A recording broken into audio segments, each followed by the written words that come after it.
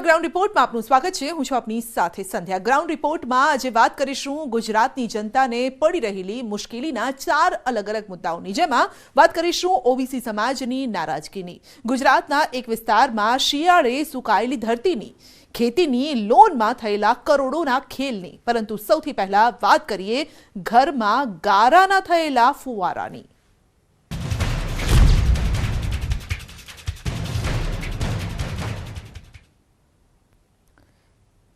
13 ફેબ્રુઆરી બપોરના 12 વાગ્યાની સાથે જ ગુજરાતનું કહેવાતું સ્માર્ટ શહેર અચાનક જાણે કે ઉત્તરાખંડના જોશી મઠમાં ફેરવાઈ ગયું હોય તેવા દ્રશ્યો સામે આવ્યા। ચોતરફ હાહાકાર મચી ગયો। જ્યાં નજર ફેરવો ત્યાં જમીન ફાટીને ગારો નીકળતો હોય તેવી સ્થિતિનું નિર્માણ થયું। આ દ્રશ્યો જોઈ લોકોના પગ તળેથી જમીન ખસકી ગઈ। જુઓ અહેવાલમાં કે કેમ આવી પરિસ્થિતિમાં મુકાઈ ગયું ગુજરાતનું સ્માર્ટ શહેર।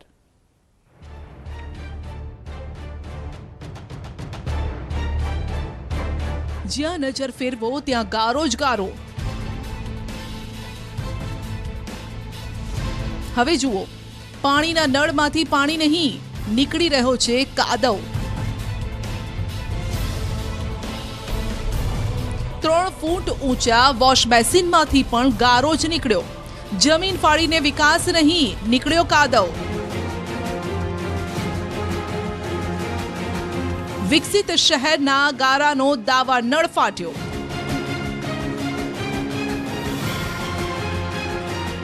આ વિકાસની હરણફાળ ગતિની વરવી વાસ્તવિકતાના દ્રશ્યો છે, જે સામે આવ્યા છે સ્માર્ટ સિટી સુરતના વરાછા વિસ્તારમાંથી।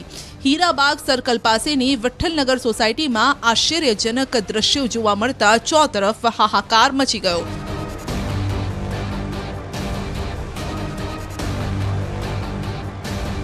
જેને લઈને રાજ્યભરમાં જોશી મઠ પાર્ટ 2 જેવી ચર્ચાએ જોર પકડ્યું। વિઠ્ઠલનગર સોસાયટીમાં એક જ ઘરના જે નળ હતા તેમાંથી પાણીના બદલે માટીનો ગારો બહાર આવવાનું શરૂ થઈ ગયો। એકાએક જ ગારાનું સ્તર વધવા લાગ્યું। થોડી જ મિનિટોમાં સમગ્ર સોસાયટીને આ કાદવે બાનમાં લઈ લીધું। આ ભયંકર દ્રશ્યો જોઈ આખી સોસાયટીના રહીશો ચિંતામાં મુકાઈ ગયા। ગંભીર વિચારમાં પડી ગયા કે અચાનક આ બધું શું થઈ ગયું।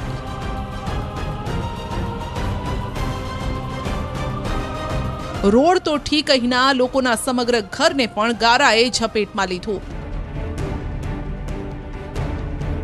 લોકોની ઘરવખરી, વાહનો, ઘરના વાસણો, તમામ ચીજ વસ્તુઓ કાદવથી રંગાઈ ગયા। જાણે જમીનમાં રહેલો ગારાનો દાવા નળ ફાટ્યો હોય તે પ્રકારની સ્થિતિ કહેવાતા સ્માર્ટ સિટીમાં ઉદ્ભવી। ત્યારે સાંભળો કે વિકાસના નામે મન ફાવે તેમ ખોદકામ થતા તંત્રના વાંકે સામાન્ય લોકોએ કઈ પરિસ્થિતિમાં મુકાવવું પડે છે। સામાન બધે કાઢીને જો આવી રહ્યો, આ તમે જોવો છો ને સામાન અમારો કેટલો થઈ ગયો છે। ઘર વખરી બધી પલ્લી ગઈ છે, ટીવી, ફ્રીજ, અનાજ બધું પલ્લી ગયું છે। છોકરાઓના ચોપડા હોત ને પલ્લી ગયા છે। હવે કોણ ભરપાઈ કરશે અમને? હવે પછી જમવાનું ને જમવાનું હવે દે ખાવું। બધી ટાઇલ્સ ને બધું ખરાબ થઈ ગયું છે। હવે આ વસ્તુ બધું જ્યાં સુધી આ બધું ખરાબ જે થયું છે એ બધું બહાર કાઢે પછી ખ્યાલ આવે કે ખરેખર બધી વસ્તુ કેટલી ખરાબ થઈ છે। અત્યાર સુધીમાં હજી કહી નથી શકાતું કેટલો। ન્યૂઝ 18 ગુજરાતીની ટીમ જ્યારે આ વિસ્તારમાં પહોંચી ત્યારે આ વિસ્તારમાં ચોતરફ હાહાકાર મચેલો હતો।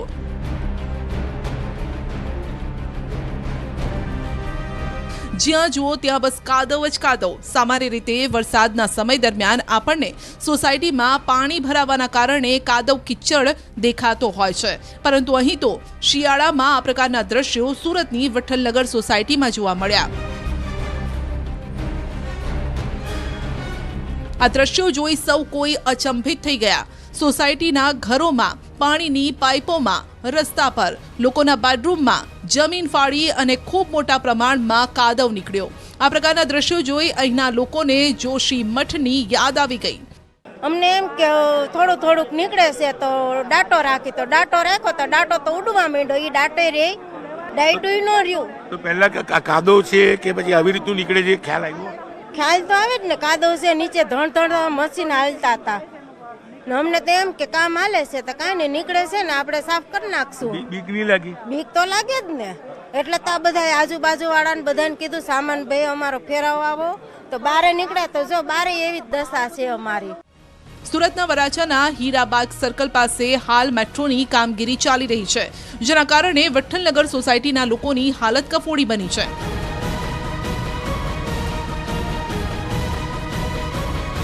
અચાનક જ સોસાયટીમાં કાદવનું વહેણ ફરી વળે છે.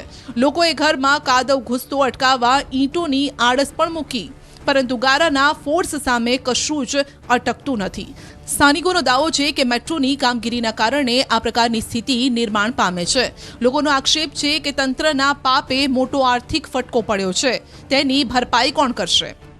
ઘટના બરાબર થાકી ગયા છે બધા, બધું જોઈ છે ક્યારે બધું સારું થશે. અમારે જમવા કરવાનું, ખાવા પીવાનું બધું કેટલું બગડ્યું, અમારું નુકસાન કેટલું થયું.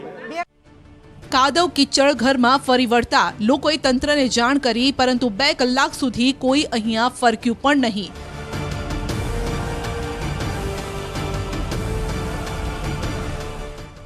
અંતે લોકોએ જાતે જ પોતાના ઘરમાંથી કાદવ બહાર કાઢવાનું શરૂ કર્યું, પરંતુ સ્થિતિનું નિર્માણ સુરત મનપાના કારણે જ થયું તેમ સ્થાનિકો જણાવી રહ્યા છે.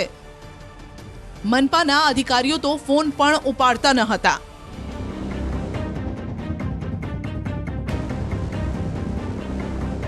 સુરતના મેયર હેમાલીબેનને અનેકવાર આ લોકોએ સંપર્ક કર્યો, પરંતુ હેમાલીબેનના ફોન ઉપર રિંગ જતી હતી. કમિશનરથી લઈ અધિકારીઓ તેમની વાત નથી માનતા. સત્તાધારી પાર્ટીઓ હોવા છતાં પણ કહી શકાય કે તેમની વાત નથી માનતા. તે વાતમાં કોઈ બેમત નથી, કારણ કે પોતે મેયર તરીકે બે જવાબદાર વ્યક્તિ છે. સમગ્ર ઘટનાની જાણ થતાં 2 થી 3 કલાક પછી જ્યારે અધિકારીઓ પહોંચ્યા ત્યારે ન્યૂઝ 18ના કેમેરાથી મોં છુપાવતા નજરે પડ્યા. સર ક્યાં કહેગે એ પૂરા મામલે કો માટેની જે સેવા શરૂ કરવાની છે તેના અધિકારીઓ પહોંચ્યા છે, પણ બોલવા તૈયાર નથી, પોતાની ભૂલ સ્વીકારવા તૈયાર નથી. ચોક્કસ જે પ્રકારે તેમની કામગીરી છે, ઉચ્ચ અધિકારી પહોંચ્યા છે. સર આપ ક્યાં बताएंगे ये जो घटना हुई उसको लेकर? સર જનતાના સવાલોથી મોં ફેરવીને જતા અધિકારીઓ પર કડક કાર્યવાહી થવી જોઈએ તેવી માંગ સોસાયટીના લોકો કરી રહ્યા છે. જો કે અનેક બોલાચાલી અને માથાકૂટ બાદ આખરે અધિકારીઓ મીડિયા અને અહીંની જનતાના પ્રશ્નોના જવાબ આપવા તૈયાર થયા, ત્યારે તેમણે ચોંકાવનારું નિવેદન આપતા કહ્યું કે મેટ્રોની અંડરગ્રાઉન્ડ કામગીરી દરમિયાન કોઈ જૂની અંડરગ્રાઉન્ડ લાઇન આવી ગઈ હોવાની શક્યતા છે. इसके पीछे रीज़न ये है, जब हम हम काम करते हैं टनलिंग का, तो उसके अंदर हम एक फोम मिक्स करते हैं. ठीक है, तो फोम मिक्स करने से क्या होता है, जो मिट्टी है वो स्मूथ होकर निकलती है. तो अभी क्या है, कभी कभी कोई हो सकता है अंदर नीचे अबंडेंट पाइपलाइन वगैरह हो, तो जिसको हमने प्लग ना कर पाए हो, जो ऊपर से दिखाई नहीं देती, तो उसकी वजह से प्रेशर से ये फोम ऊपर आ रहा है. ठीक है ना, तो अभी हमने प्रेशर अपना कंट्रोल कर दिया नीचे, જેના કારણે જ આ સમસ્યા સર્જાઈ છે. જો કે મેટ્રો અધિકારી યોગેન્દ્રસિંહ ચૌહાણે અહીંના રહીશો સાથે વાર્તાલાપ કરી તમામ સહાય આપવાનું આશ્વાસન આપ્યું. वो हम उसको रिपेयर कराएंगे मैम तुरंत. एसएमसी नहीं मैम, मेट्रो करा के देंगे. हाँ. જો કે આટલા મોટા પ્રમાણમાં ગારો ક્યાંથી નીકળ્યો, તેનું કેન્દ્ર બિંદુ ક્યાં છે તેની જાણ સમગ્ર વિસ્તારની સફાઈ બાદ જ ખ્યાલ આવશે. હાલ તો રાહતની વાત એ છે કે આ વિસ્તારમાં સમગ્ર સ્થિતિ કંટ્રોલમાં છે. કીર્તિશ પટેલ, ન્યૂઝ 18 ગુજરાતી, સુરત.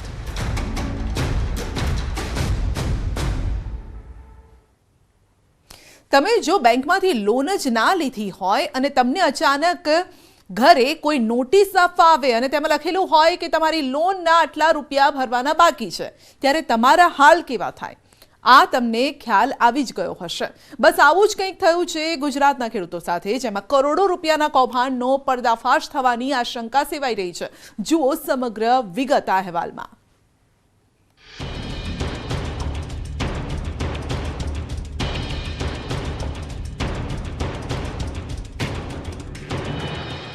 આ રહસ્યમય નોટિસો જે મળી છે એ નોટિસો જોઈને આખું કામ એક સ્તબ્ધ થઈ ગયેલું છે. અમુકને લોન આપવામાં પણ નથી આવી, પણ એમને એમના નામે લોન બોલે છે. માત્ર આટલું જ નહીં, પરંતુ હજુ પણ સાંભળો ગુજરાતના ભોળા ધરતીપુત્રોને. એવું પણ છે કે જેને એક લોન લીધેલી છે તો લોન બબે બોલે છે. મારી લોન તો નહીં થઈ, મને એકદમ હેરાન કરી દીધો. એના પછી હું બેંકમાં નહીં ગયો અને ત્યારબાદ મને આ નોટિસ મળી. ગુજરાતમાં કૃષિ ધિરાણમાં મોટું કૌભાંડ. ધરતીપુત્રોના નામે કરોડોનો થયો ભ્રષ્ટાચાર. વગર લોને દેવાદાર બન્યો જગતનો તાત. દાહોદના ઝાલોદમાં ધાવડિયા ગામે કૃષિ ધિરાણમાં મોટું કૌભાંડ થયાના આરોપથી સમગ્ર ગુજરાતમાં ખળભળાટ મચી ગયો છે. આરોપ લગાવાઈ રહ્યો છે કે ખેડૂતોની જાણ બહાર જ લોન ઉપાડી લેવાય છે. અચાનક જ બાકી લોનના નાણાં ભરપાઈ કરવા માટે બેંક તરફથી નોટિસ ફટકારાઈ ત્યારે ખેડૂતોના પગ તળેથી જમીન સરકી ગઈ.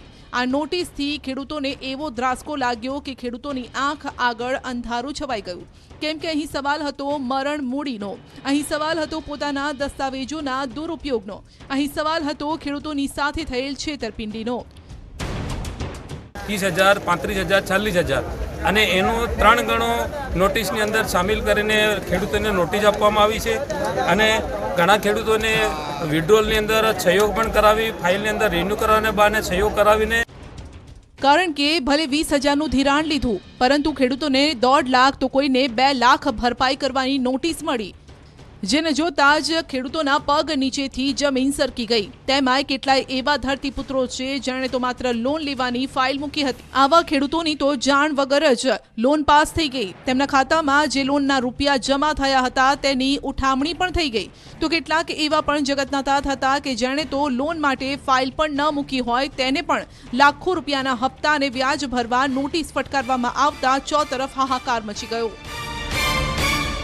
2022માં ફાઇલ બનાવવામાં આવી અને કહેવામાં આવ્યું કે તને પૈસા મળી જશે, ને આજ દિન સુધી પૈસા મળ્યા નથી. અત્યારે નોટિસ કેટલા રૂપિયા બાકીની તમને મળી છે? હમણાં 42,000ની નોટિસ મને આવી છે, પણ એ પૈસા મને મળ્યા નથી. ને બેંકના કર્મચારીઓ દ્વારા મને કહેવામાં આવે છે કે તમને પૈસા મળી જશે, પણ આજ દિન સુધી મળ્યા નથી. આ માત્ર 2 થી 3 ખેડૂતોની વાત નથી. આ પ્રકારની છેતરપિંડી અહીં અનેક ખેડૂતો સાથે આચરવામાં આવી છે. જેમાં ન્યૂઝ 18 ગુજરાતીએ તપાસ કરી તો સામે આવ્યું કે કેટલાક એવા ખેડૂતો છે જેણે એક જ લોન લીધી હતી અને તેને 2 અલગ અલગ નોટિસ આવી. 2021માં મેં લોન લીધી 70,000ની, તો અત્યારે મારે નોટિસ આવી, 2 નોટિસ આવી, એક 93,000ની, એક 83,000ની, 2 નોટિસ આવી મારા નામે. તો આ દરમિયાન જે તમને ધિરાણ મળ્યું 70,000નું, એના પછીથી આપણે બેંકમાં કોઈ રકમ જમા કરાવી હતી, પૈસા ભર્યા હતા? ના, કોઈ ભર્યા નથી, એમને એમ જ પડેલું હતું. અને અત્યારે નોટિસ આવી ત્યારે ખબર પડી, 2 નોટિસ આવી મારા નામે. તમે 1 લાખની લોન લીધી હોય અને તમને બેંક 4 લાખ લોન બાકી હોવાની નોટિસ ફટકારે તો કેવો આઘાત લાગે. બસ આ જ સ્થિતિમાં આ ખેડૂતો પણ મુકાઈ ગયા. આખરે આ ખેડૂતોને આવી સ્થિતિમાં પહોંચાડનાર પાપી છે કોણ, તેને લઈને અનેક સવાલો ઊભા થયા. સાથે જ હાલ રાજ્યનો ખેડૂત પણ સરકારી તંત્ર અને બેંક પર ગંભીર સવાલ ઊભા કરી રહ્યો છે. અમારા ગામમાં આ ઘટના જે બની છે સ્ટેટ બેંક ઓફ ઇન્ડિયાના લોન મેનેજર દ્વારા કરવામાં આવેલી છે. આ રીતે ખેડૂતો સાથે બહુ જ છેડછાડ કરી, છેતરપિંડી કરીને ગરીબ અભણ ખેડૂતોને નામે લાખો રૂપિયા જે બેંક દ્વારા ખાતામાં ચડાવી દેવામાં આવે છે એની કાયદેસર તપાસ થવી જોઈએ. ખેડૂતોનો દાવો છે કે અમે લોન લીધી જ નથી. અમે લોન લેવા માટે બેંકમાં ગયા હતા, ફાઇલ પણ આપી હતી, પરંતુ લોન મંજૂર થશે તેવા વાયદા કરાયા, પરંતુ લોન પેટે એક પણ રૂપિયો મળ્યો નથી. તેવામાં હવે નોટિસ મળતા ખેડૂતો સતત 3જા દિવસે ઝાલોદમાં SBIની બ્રાન્ચ પર પહોંચ્યા અને વિરોધ નોંધાવ્યો. ન્યાય આપવા માટે માંગ કરી. આજે થઈ જશે, કાલે થઈ જશે એવા વાયદા કરતા ગયા અને પછી મારી લોન નહીં થઈ, મને એકદમ હેરાન કરી દીધો. એના પછી હું બેંકમાં નહીં ગયો અને ત્યારબાદ મને આ નોટિસ મળી. નોટિસ આવી ત્યારે ખબર પડી કે તારો 1,63,000 રૂપિયા તારી ભરપાઈ છે, એવી નોટિસ મને અને મારી મમ્મીની બે નોટિસો આવી છે. હાલ તમે જે ખેડૂતોને સાંભળ્યા એ જ ખેડૂતો ઝાલોદ SBIના પૂર્વ મેનેજરને કોલ કરતા તેમણે આ ભોગ બનનાર ખેડૂતને કેવો જવાબ આપ્યો તેનો ઓડિયો પણ હાલ સમગ્ર ઘટનાને લઈને વાયરલ થયો છે. હા, રમેશ બોલો સાહેબ. હા રમેશભાઈ. હા આજે બધું પૂરું કરાવી દઈએ મને એમ કરી. હા ભાઈ. હા, તમને હું શું કહું? હા બોલો. કે મારે નોટિસ આવી ગઈ સાહેબ, ભરવાના પૈસા ભરવાના SBIની. ત્યારે એ નોટિસ આવી ને ટેન્શન નહીં લેતા. આ લોકો શું કરે છે, આ બધું આવો નાટક ચાલુ કરે છે. પેલો હોમે કેસ કાઢ્યા નહીં, હોમે ભરી દીધા હતા પ્રોબ્લેમ. એટલે તમે નોટિસની તમે ટેન્શન નહીં લેતા કરું, હું મારા ઉપર ખોટો કરું મારે જોવા.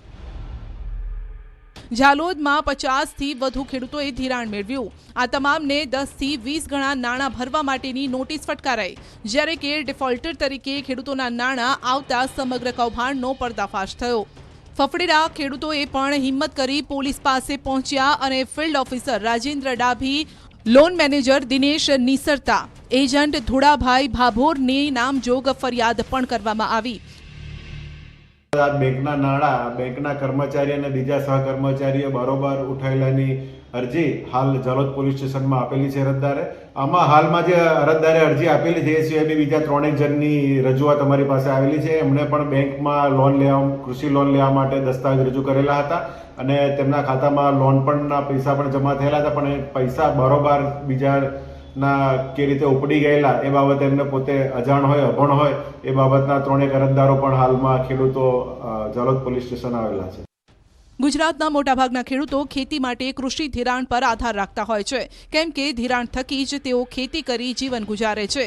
કેટલાક એજન્ટો અને ભ્રષ્ટ અધિકારીઓના પાપે ખેડૂતો પર આ પ્રકારનું આપ ફાટે છે. આ તો માત્ર એક જ જિલ્લામાંથી બુમરાણ મચી છે. હવે રાજ્યનો ખેડૂત આશંકા સેવી રહ્યો છે કે આ પ્રકારનું રાજ્યવ્યાપી કૌભાંડ પણ હોઈ શકે છે. આ મામલે ઉચ્ચ સ્તરીય તપાસની માંગ હાલ રાજ્યનો ખેડૂત કરી રહ્યો છે. જો કે હાલ ઝાલોદના ખેડૂતો આ નોટિસના ટેન્શનમાં મનોમન પરેશાન થઈ રહ્યા છે. ખેડૂતોનું કહેવું છે કે તેમની જમીન પણ જો વેચી દે તો પણ લોન ભરપાઈ ન થઈ શકે. સાબિર ભાભોર, ન્યૂઝ 18 ગુજરાતી, દાહોદ.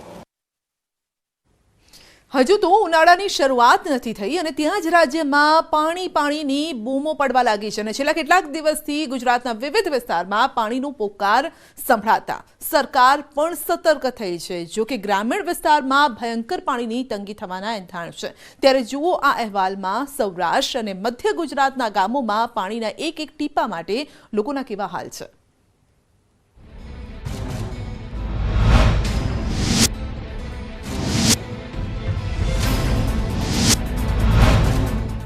મુશ્કેલીને સમજે એવી અમે સરકાર પાસે. ઉનાળુ પાકમાં કોઈ માલનો ઘાસચારો થાય, કોઈ થોડોક અવળિયું ભરાય, આવી અમારી માંગ છે.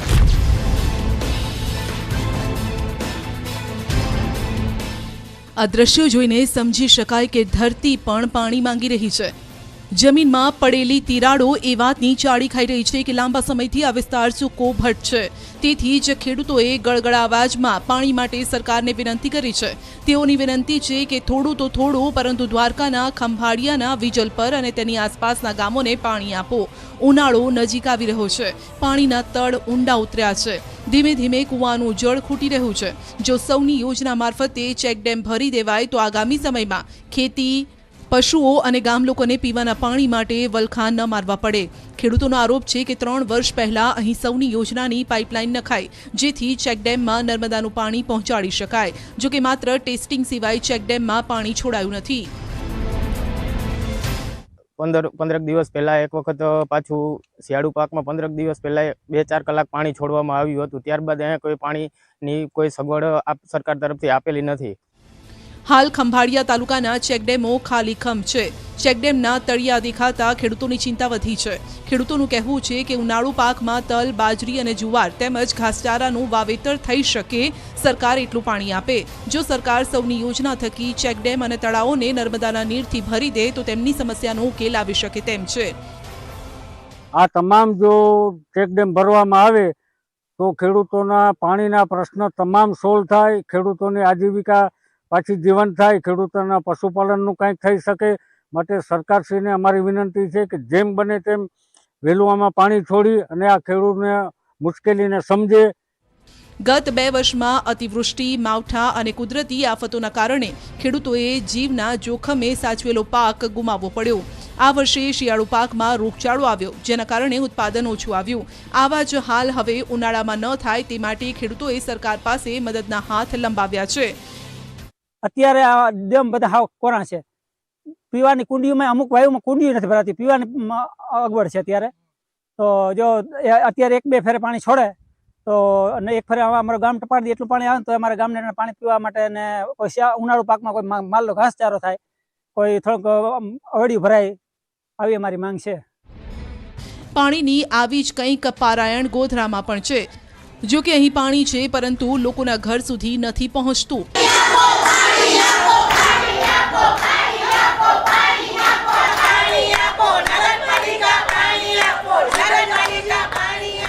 પાણી માટે મહિલાઓ રણચંડી બની છે. અહીંના 3 થી 4 વિસ્તારમાં સ્થાનિકોને નગરપાલિકાએ કૂવામાંથી પાણી આપવાનું બંધ કરતા મહિલાઓ રણચંડી બની. આ હાલાકીનો આક્રોશ મહિલાઓ પાલિકા કચેરીએ નગરપાલિકા પ્રમુખને રજૂઆત કરીને વ્યક્ત કરી રહી છે.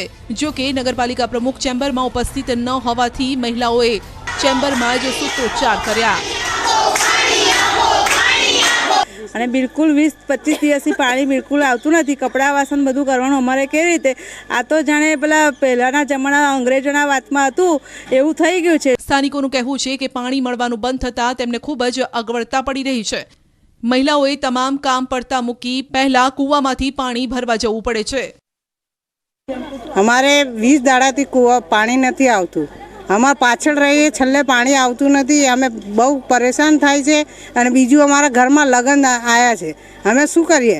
પેલું લગ્નનું કામ કરીએ કે પાણીની સગવડ કરીએ? આ ઉપરાંત સ્થાનિકોએ પોતાની સમસ્યા અંગે અધિક કલેક્ટરને પણ રજૂઆત કરી સમસ્યાનો ઉકેલ લાવવા માટે માંગણી કરી.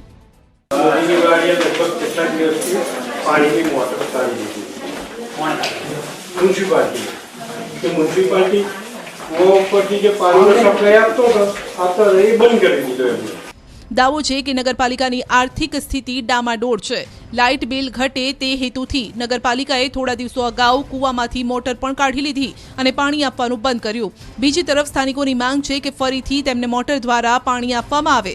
જો પાણી નહીં અપાય તો આગામી સમયમાં ઉગ્ર આંદોલનની પણ સ્થાનિકોએ ચીમકી ઉચ્ચારી છે. ત્યારે જોવું રહ્યું કે પાલિકા આ અંગે શું પગલાં લે છે. બીજી તરફ સરકારે દાવો કર્યો છે કે ઉનાળામાં પીવાના પાણી અને સિંચાઈના પાણી માટે અત્યારથી જ આયોજન કરી લેવાયું છે. જળ સંપત્તિ મંત્રી કુંવરજી બાવળિયાએ કહ્યું હતું કે આગામી 16મી ફેબ્રુઆરીથી સુજલામ સુફલામ જળ સંચય અભિયાન પણ શરૂ કરાશે, જેમાં ભૂગર્ભ જળની સ્થિતિ અને ગુણવત્તાની માપણી કરાશે. જે બાદ ડેમ કેનાલ આધારિત યોજનાથી લોકોને પીવા અને સિંચાઈ માટે પાણી અપાશે. સાથે જ અટલ ભૂજળ યોજના અંતર્ગત પણ કામગીરી થશે. આ યોજના પર નજર કરીએ. કેન્દ્ર સરકારની કુલ 5 વર્ષની આ યોજનામાં ગુજરાતના 6 જિલ્લાના 36 તાલુકામાં 750 કરોડની ગ્રાન્ટ ફાળવાઈ છે. જે યોજના અંતર્ગત દરેક ગામનો વોટર સિક્યુરિટી પ્લાન તૈયાર કરાશે. 1873 ગામમાં વોટર સિક્યુરિટી પ્લાન બનાવાશે. સાથે જ 58,000 હેક્ટરને ટપક સિંચાઈ માટે આવરી લેવાશે. આમ રાજ્ય સરકારે તૈયારી તો કરી છે. જોવું રહ્યું કે આગામી સમયમાં આ તૈયારીઓ પર કામ કેટલું થાય છે. ગુજરાત વિધાનસભા ચૂંટણીના પરિણામને 2 મહિનાથી ઉપરનો સમય વીતી ગયો અને છતાં પણ રાજ્યની રાજનીતિમાં સૌથી વધુ સિંહ ફાળો ધરાવતો ઓબીસી સમાજ હાલ સરકારથી નારાજ છે. ભાજપની જીતમાં મહત્વની ભૂમિકા ભજવનાર ઓબીસી સમાજે ફરી પોતાની પડતર માંગણીઓને લઈને મહત્વની બેઠક ગોઠવી સોગઠા ગોઠવ્યા.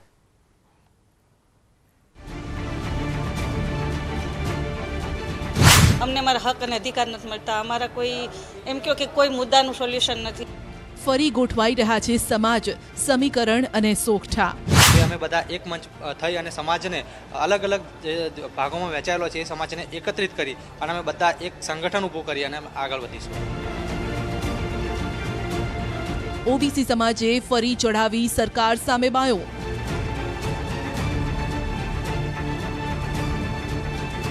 કોળી અને ઠાકોર સમાજની એક જ માંગ, અમારા પ્રશ્નોનું નિરાકરણ લાવો સરકાર. ગુજરાતમાં ભાજપની ઐતિહાસિક જીતને માંડ 2 મહિના જેટલો સમય થયો છે અને ત્યારે આ ચૂંટણીના પરિણામો અને ભાજપની જીતમાં મહત્વની ભૂમિકા ભજવનાર ઓબીસી સમાજે ફરી સરકાર સામે બાયો ચઢાવી છે. ઓબીસી સમાજ સરકાર સામે લડી લેવાના મૂડમાં છે. તેમાંય ગુજરાત વિધાનસભાની ચૂંટણીમાં અને વર્ષોથી ગુજરાતની રાજનીતિમાં મહત્વનો રોલ ભજવનાર કોળી અને ઠાકોર સમાજમાં રોષ જોવા મળી રહ્યો છે. પોતાની પડતર માંગણીઓને લઈને સમાજ સરકારથી નારાજ છે.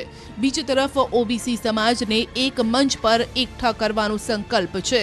હાલ તો સમાજનું કહેવું છે કે સમાજને છેલ્લા કેટલાક વર્ષોથી ખૂબ જ અન્યાય થઈ રહ્યો છે. બેઠકમાં અમારા કોળી સમાજના ઘણા અન્યાય થઈ રહ્યા છે. કોળી સમાજના સમજી લો કે અમારે 40% થી 40% વસ્તી છે, છતાં પણ અમારું શોષણ થઈ રહ્યું છે.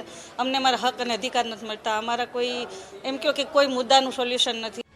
અચાનક જ 12મી ફેબ્રુઆરીએ અમદાવાદના સરખેજ ભારતીય આશ્રમમાં કોળી અને ઠાકોર સમાજના સંગઠનો ભેગા થયા, એ પણ ઓછી સંખ્યામાં નહીં. આ મહત્વપૂર્ણ બેઠકમાં ગુજરાતભરના ઓબીસી સમાજના 45 જેટલા સંગઠનો હાજર રહ્યા. કોળી અને ઠાકોર સમાજનો સરકાર પર આક્ષેપ છે કે ચૂંટણી પૂર્વે વિવિધ માંગો મૂકવામાં આવી હતી. ચૂંટણી દરમિયાન અનેક રજૂઆતો કરાઈ, પરંતુ હજુ સુધી સમાજને ઠાલા વચનો સિવાય કંઈ નથી મળ્યું. આ જ કારણને લઈ કોળી અને ઠાકોર સમાજમાં ભારોભાર રોષ છે, જેથી ઓબીસી સમાજને એક તાંતણે બાંધવા હવે કોળી અને ઠાકોર સમાજના સંગઠનોના અગ્રણીઓએ નક્કી કર્યું છે કે ગુજરાતભરમાં ઓબીસી જાગૃતિ રથ ફરશે. ગામડે ગામડે જઈ સમાજને એકતાનો સંદેશ અપાશે. આ રથ થકી સમાજમાં રાજકીય અને સામાજિક ક્ષેત્રે જાગૃતતા લાવવામાં આવશે. ઠાકોર કોળી સમાજ ખરું ને નિગમ, એની અંદર અમારી જે ગ્રાન્ટ પેન્ડિંગ છે અને એની અંદર અમારા જે યુવાનોની અરજીઓ પેન્ડિંગ પડી છે એનો નિકાલ કરવા માટેની અમે માગણીઓ કરીશું અને ગામે ગામ અમે ફરી અને એકતાનું એક અને શિક્ષણનું પેલું કરવાના છે. કોળી ઠાકોર ધારાસભ્યોને એક મંચ પર લાવવા પ્રયાસ. ભાજપ કોંગ્રેસના 43 ધારાસભ્યોને સાથે લવાશે. ધારાસભ્યોના સન્માન થકી પડતર પ્રશ્નોનું નિરાકરણ લાવવાનો પ્રયાસ.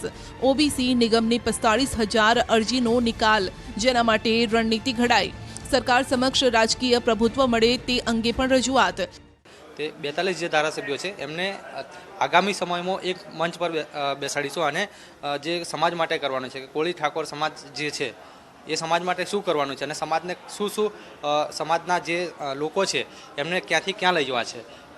માનો કે ક્લાર્કથી લઈને કલેક્ટર સુધી, સરપંચથી લઈ અને સાંસદ સુધી લઈ જવા માટે જે કરવાનું હશે તે અમે બધા એક મંચ થઈ અને સમાજને અલગ અલગ જે ભાગોમાં વહેંચાયેલો છે એ સમાજને એકત્રિત કરી અને અમે બધા એક સંગઠન ઊભું કરી અને આગળ વધીશું.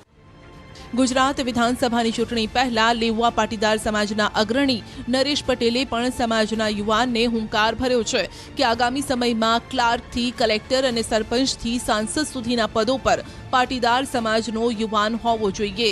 ભારતી શ્રીમાધાત અને વેલનાથ આશ્રમ માટે જમીન ફાળવણી અંગે રજૂઆત પણ ઓબીસી સમાજે કરી. અને ભવિષ્યમાં જે સમાજના 43 ધારાસભ્યો આવ્યા છે એનું સન્માન સમારોહનું આયોજન કરી રહ્યા છે. તો આજે કે બાપુ તમારું માર્ગદર્શન અને આશીર્વાદ મળે એના માટે અમે આવીએ, તો આ દિવસે નક્કી કર્યું, તો આજે બધા આવ્યા છે.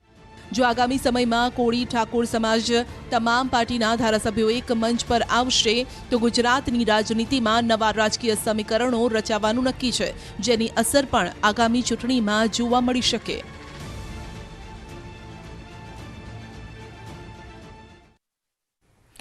તો જોવાનું રહેશે કે હવે જ્યારે અલગ અલગ મિટિંગોનું આયોજન થઈ રહ્યું છે, જે પડતર માંગો છે તે સરકાર સમક્ષ મૂકવામાં તો આવી જ છે, પહેલેથી જ મુકાય છે, પરંતુ ફરી એક વખત જ્યારે મૂકવામાં આવશે ત્યારે કઈ રીતે સરકાર પણ રિએક્ટ કરે છે, તેમની માંગોને લઈને કઈ રીતે તે પૂરી કરવાનો પ્રયત્ન સરકાર તરફથી થશે તે પણ આવનારો સમય બતાવશે.